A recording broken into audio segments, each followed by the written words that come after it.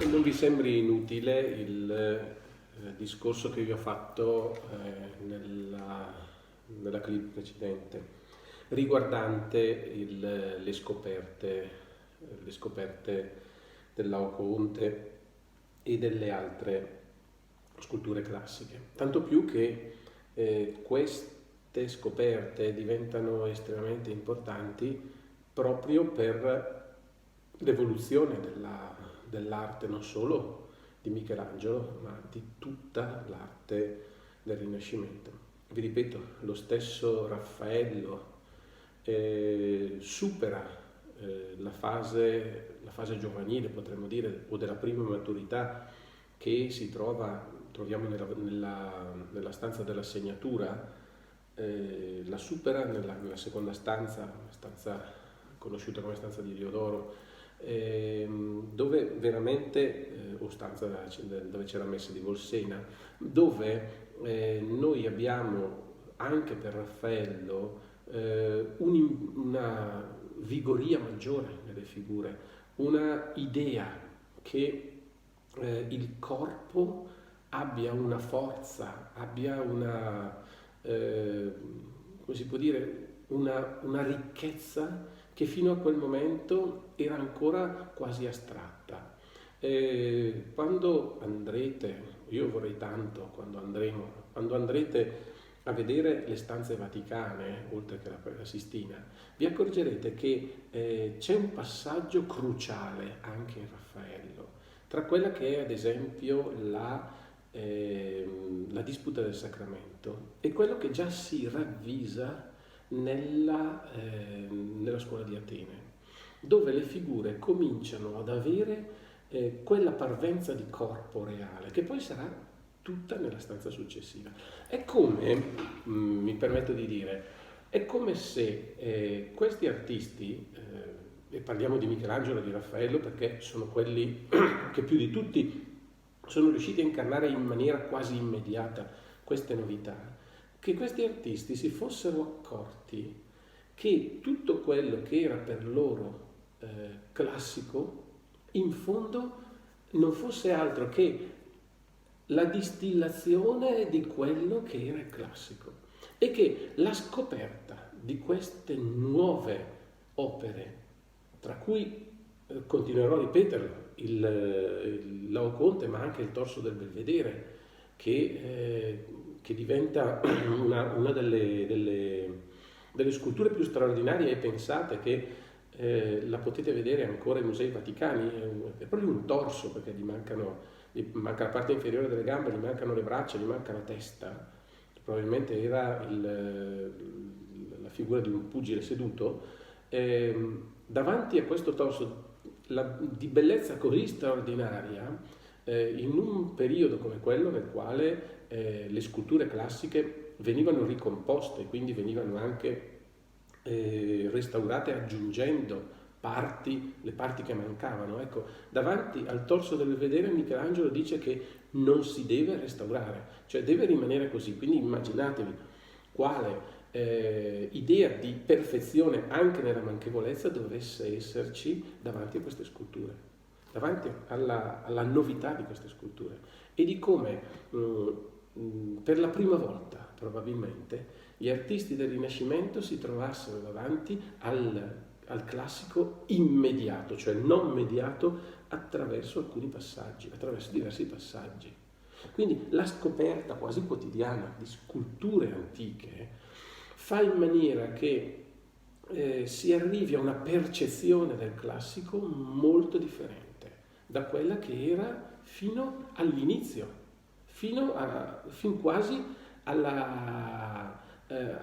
fine del primo decennio del Cinquecento. E quindi è tutto completamente nuovo, è talmente completamente nuovo che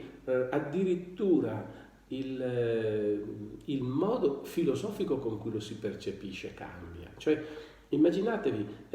il neoplatonismo in qualche modo, con questa idea della discesa delle idee, quindi della sempre maggiore imperfezione dell'idea che si incarna nel corpo, portava in qualche maniera a considerare l'arte classica come la ripresa di questa perfezione che dal corpo così imperfetto arrivava alla perfezione. Trovare queste sculture nelle quali, al contrario, palpita la verità del corpo, palpita la verità della vita, la tensione, il muscolo, addirittura la smorfia, fa cambiare proprio il concetto, fa cambiare il concetto di arte classica e lo fa sposare con un'idea del corpo inteso nella sua forza, nella sua pesantezza, nella sua tensione. Quindi ci accorgiamo proprio che loro, lo ripeto ancora una volta, in presa diretta imparano che cos'è il classico dal classico. E questo li porta, sia Michelangelo che Raffaello, li porta verso quello che è di gran corsa il mondo del manierismo. Manierismo che è stato interpretato in senso negativo per tantissimo tempo, inteso come arte della maniera, ovvero arte di imitare qualcuno, ma in Vasari non ha assolutamente questo significato. Cioè la maniera per Vasari è maniera, anche maniera antica, che è quella di Giotto, ma quando Vasari dice che nella terza età gli artisti giungono alla perfezione perché hanno davanti l'esempio di Michelangelo soprattutto e anche di Raffaello, non significa che li imitano, nel senso che li vanno a copiare, ma ne apprendono la maniera moderna. E quindi questa maniera moderna è straordinariamente ricca di movimento, di tensione, di scorcio, ma proprio perché viene a scontrarsi con questo modo di vedere il classico che non è più semplicemente quello stilizzato e quasi sterilizzato che avviene attraverso il processo e il procedimento dell'opportunismo, ma che raggiunge una forza di verità che fa del corpo il corpo. E quindi facendo del corpo il corpo lo mette nella possibilità di essere espressione. E questo noi lo vediamo benissimo proprio nel progresso anche dell'arte di Michelangelo. Tornando alla nostra Cappella Sistina, perché non mi sono dimenticato che doveva parlare della Sistina, abbiamo veramente il punto culminante dell'arte di Michelangelo in questo senso nel giudizio universale. Come vi ho anticipato, lo sapevate già, il cantiere della Sistina si riapre dopo il sacco di Roma, in verità qualche anno dopo, ma il dramma del sacco di Roma fa in maniera che il Papa Clemente VII cominci a riflettere molto profondamente su quello che è l'andamento delle cose. Il sacco di Roma è un evento traumatico, è la fine del Rinascimento, perché è la fine di quell'idea di perfezione che avrebbe dovuto governare il mondo. Se ritornate alle prime clip, vi ricordate, no? Con Sisto IV, l'idea di attesa, l'idea apocalittica che si doveva compiere qualche cosa, ma poi nel Cinquecento sembra che questo compimento sia un compimento che tarda a venire. Invece di arrivare a una unità si va alla dispersione, si va alla divisione, e il sacco di Roma diventa l'emblema di questa contraddizione, perché l'imperatore cristiano invade la città e la fa mettere a sacco dalle truppe protestanti che cercano di ammazzare il Papa e cercano di ammazzare i cardinali, secondo quella che era una profezia, possiamo dire così, che circolava in ambito protestante. Quindi capite la contraddizione terribile che si stava vivendo proprio al centro della cristianità. Le due autorità che dovevano essere le autorità cristiane per eccellenza si fanno una guerra all'altra, al punto che l'imperatore va a far dissacrare la città santa. E quindi un passaggio epocale che non è da sottovalutare, al di là della dispersione delle opere d'arte, al di là della distruzione, al di là del massacro delle persone, è il significato del sacco di Roma che si imprime nella mente dei contemporanei e che farà in maniera che più niente sia come prima. E questo fa nascere nella mente di Clemente VII la necessità, non il desiderio, la necessità di mettere nel luogo più sacro della Chiesa, inteso non tanto come la Basilica di San Pietro, ma come lo scrigno, perché la Sistina continua ad essere lo scrigno, no? Continua ad essere l'immagine del Tempio di Gerusalemme, fondamentalmente non esce mai dalla testa questo discorso. Ecco, lì nel posto più sacro deve essere messa l'idea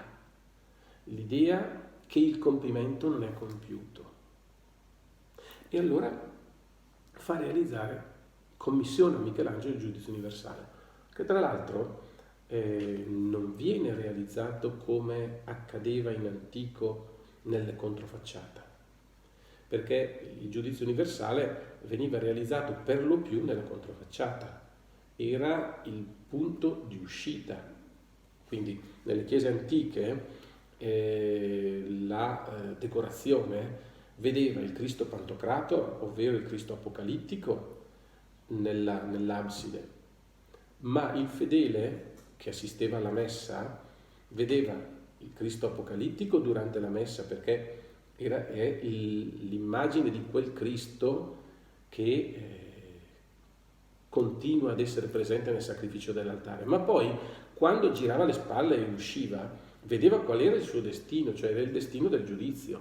no? E quindi diventava il monito, uscendo dalla Chiesa, per ricordare quanto l'agire era influenzante sul futuro e sul giudizio. Perciò il giudizio universale doveva per forza essere sulla parete di controfacciata, perché era il posto di fronte al quale uscivano le persone, e quindi le persone che uscivano avevano davanti agli occhi quello che li aspettava a causa o a motivo della vita vera che stavano vivendo. Nella Sistina succede un'altra cosa, succede che invece il Papa decide di far fare il giudizio universale sul fronte d'altare, quindi al cospetto di tutti. Tenete anche presente che la Sistina è una cappella palatina, non è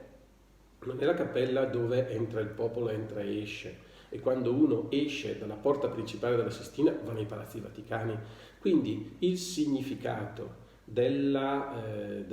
controfacciata perde completamente il suo motivo, diventa invece pregnante e fondamentale che questo giudizio sia di fronte